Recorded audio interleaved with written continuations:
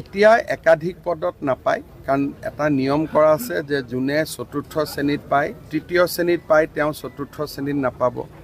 যোনে ওপৰৰ স্কেলটোত পায়, তেওঁ তলৰ পজিশ্যনটোত নাপাব।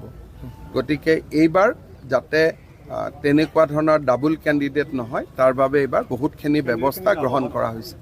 এইবাৰ কেণ্ডিডেট লাভ হয়, নহ'লে 1-1.5 হাজাৰ ল'ৰা ছোৱালীয়ে ডাবল পায়।